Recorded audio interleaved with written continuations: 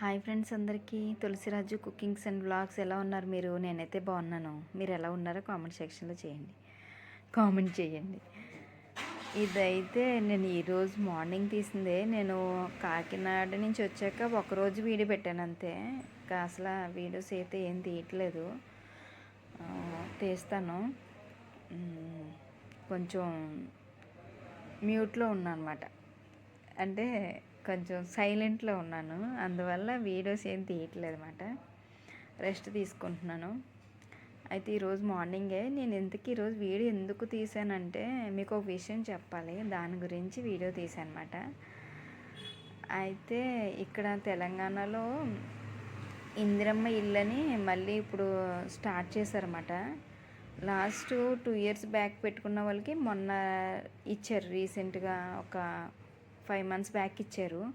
మళ్ళీ అప్లై చేసుకోవచ్చు, మీకు అవకాశం ఉంటే మేము చెప్తాము కొత్త రూల్స్తో అని చెప్పారన్నమాట.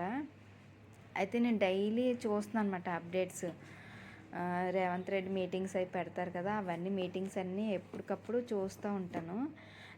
నేను మార్నింగే పిల్లలు వెళ్ళిపోయాక టీవీ ఆన్ చేశాను అనమాట. నేను పిల్లలు వెళ్ళిపోయాక వాగ్దానం వింటాను. వాగ్దానం వినేసి తర్వాత నాకు కావాల్సినవన్నీ చూస్తూ ఉంటాను అనమాట. అలా చూస్తుంటే నిన్న 21వ తారీఖుని రేవంత్ రెడ్డి మీటింగ్ పెట్టారన్నమాట. ఓన్లీ ఈ ఇందిరమ్మ ఇల్లు గురించి మాట్లాడారు. అయితే దాంట్లో సింపుల్గా మనకి హైదరాబాద్లో సొంత ఇల్లు అన్న కోరిక తీరాలంటే చాలా కష్టం. అంటే మామూలు వాళ్ళు కొనుక్కోవడం అంటే చాలా కొంచెం హై రేట్లు ఉంటాయి. అది కూడా మనకు కావాల్సిన ప్లేస్లు కొనుక్కోవాలంటే ఇంకా కొంచెం ఎక్స్పెన్సివ్గా ఉంటాయి. కానీ మనకి కావాల్సిన ప్లేస్లోనే మనం ఏ ప్లేస్లో అయితే రెంట్ కొన్నామో ఆ ప్లేస్లోనే, ఆ ఏరియాలోనే మనకి ఆయన మీటింగ్లో ఏం చెప్పారంటే ఒక 16 ప్లేసులు చెప్పారు. ఆ 16 ప్లేసుల్లో మేమున్న ప్లేస్ కూడా ఉందన్నమాట. అయితే నేను వెంటనే ఇంకా మొత్తం ఆ వీడియో అంతా నేను 11కి స్టార్ట్ చేశాను, 1:30 వరకు ఉంది ఆ వీడియో ఒక్కసారి చూసినా నాకు అర్థం కావట్లేదు. అలా 2-3 సార్లు విన్నాక అప్పుడు నాకు అర్థమైందన్నమాట. ఆ తర్వాత మా హస్బెండ్ 2కి వచ్చారు, లంచ్కి వస్తారు. వచ్చిన వెంటనే తర్వాత నువ్వు అన్నం తింది కానీ ఫస్ట్ మనం మీ సేవాకి వెళ్ళాలి అని చెప్పేసి మా హస్బెండ్కి రాగానే టీ ఇచ్చేసాను. టీ తాగేసి మీ సేవాకి వెళ్ళాలి, మనం వచ్చాక తిందాం అని చెప్పాను. నేను కూడా తినలేదు. అప్పుడు మీ సేవాకి వెళ్ళామన్నమాట. అంటే 21వ తారీఖుని మీటింగ్ పెట్టారు ఆయన. 22 నుంచి మీరు అప్లై చేసుకోండి అని. నిన్న 22 కదా, ఇంకా వెంటనే తీసుకెళ్ళిపోయాను అనమాట మా హస్బెండ్ని. నేను ఏం తీసుకెళ్ళాను, నా ఆధార్ కార్డు ఒక్కటే తీసుకుని వెళ్ళిపోయాను. అసలు ఏం తీసుకెళ్ళాలి ఏంటో అది తెలియదు మనకి. అంటే నా ఆధార్ కార్డు ఏంటంటే నాది హైదరాబాద్ అడ్రస్కి మార్చుకున్నాను అనమాట. ఎందుకో తెలీదు. మేము వచ్చిన కొత్తలోనే నాకు బ్యాంక్ అకౌంట్ ఓపెన్ చేద్దామని అనుకుంటే ఇక్కడ ప్రూఫ్ కావాలన్నారు. అప్పటికి నేను గ్యాస్ ఇంకా ట్రాన్స్ఫర్ పెట్టుకోలేదు. అయితే అప్పుడు నేను బ్యాంక్ అకౌంట్ ఓపెన్ చేశాను. అది కూడా మెహదీపట్నంలో ఓపెన్ చేశాను అనమాట. మెహదీపట్నం అడ్రస్తో ఉన్నది. ఇప్పుడు నేనున్న అడ్రస్ వేరు, తర్వాత చెప్తాను మీకు. అయితే ఆ అడ్రస్తోనే నేను పెట్టుకున్నాను. అది కూడా అసలు నా లైఫ్లో నేను ఆ ప్లేస్లో నేను ఇల్లు కొనుక్కోలేను. అలాంటి ప్లేస్లో ఇప్పుడు నేను హౌస్ పెట్టాను అనమాట. అది చాలా పెద్ద వాళ్ళు ఉంటారు అందరూనే. ఆ ఏరియాలో నేను ఇప్పుడు అప్లై చేశాను. అది వస్తుందా రాదా అన్నది దేవుడి దయ. నేనైతే అప్లై చేశాను.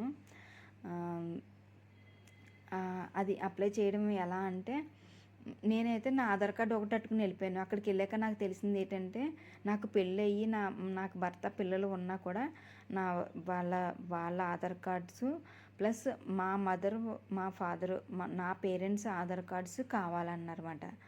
అయితే అప్పుడు నా దగ్గర ఎలాగొస్తాయి, నా ఆధార్ కార్డులు అంటే నా పిల్లల ఆధార్ కార్డులు నా దగ్గర ఉంటాయి. అప్పుడు మా మదర్కి ఫోన్ చేసి ఇలా ఆధార్ కార్డు అంటే, మా అమ్మగారు ఎందుకు ఆధార్ కార్డు, ఓట్లుకా అది ఇది అన్నారు.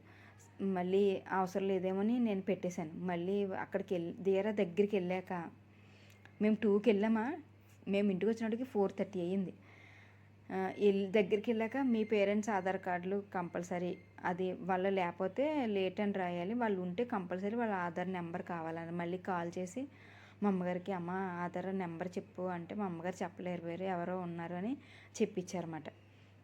అయితే ఈ లోపల మా హస్బెండ్ పంపించి ఇంటికి నేను అక్కడ మీ సేవ దగ్గర ఉండి మా హస్బెండ్ పంపించి మా పిల్లల ఆధార్ కార్డులు మా హస్బెండ్ ఆధార్ కార్డు తీసుకుని రమ్మన్నాను. అక్కడే జిరాక్స్లు తీసుకుని మా హస్బెండ్ వచ్చారన్నమాట.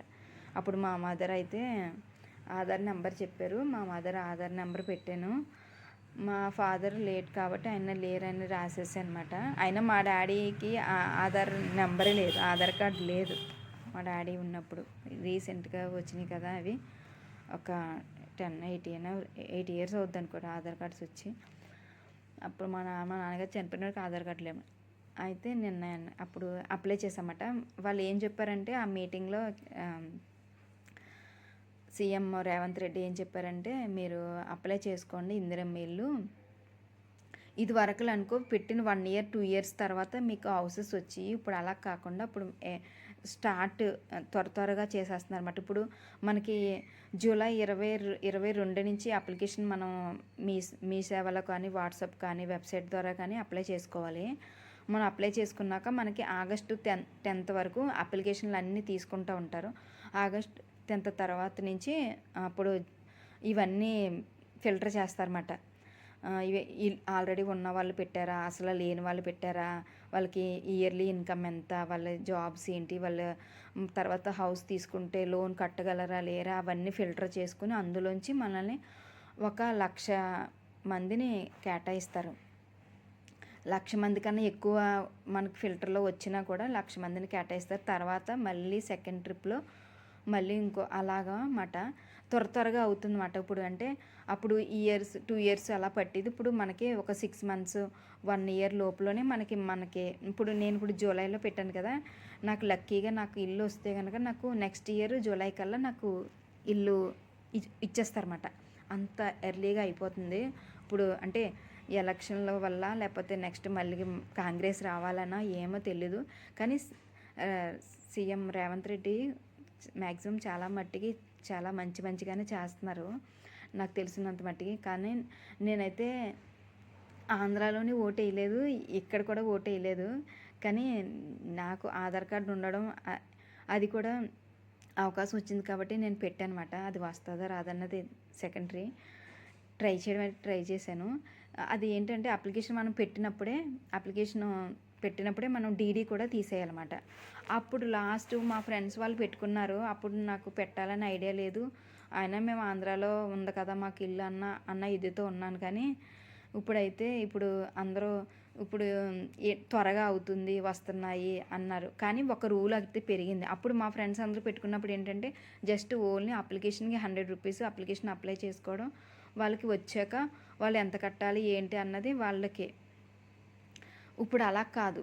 ఇప్పుడు ఏంటంటే మనం అప్లికేషన్ తీసుకున్నప్పుడే మనం ఒక 10,000 పెట్టి మనం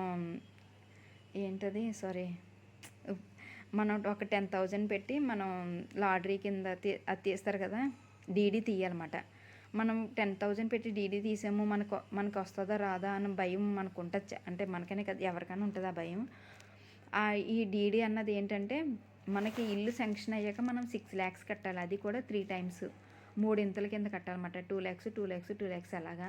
ఆ 2 lakhs కట్టినప్పుడు ఆ 6 lakhs మనం కట్టుతాం కదా మనకి ఇల్లు ఇచ్చే టైంకి, అప్పుడు ఈ 10,000 మైనస్ చేస్తారు.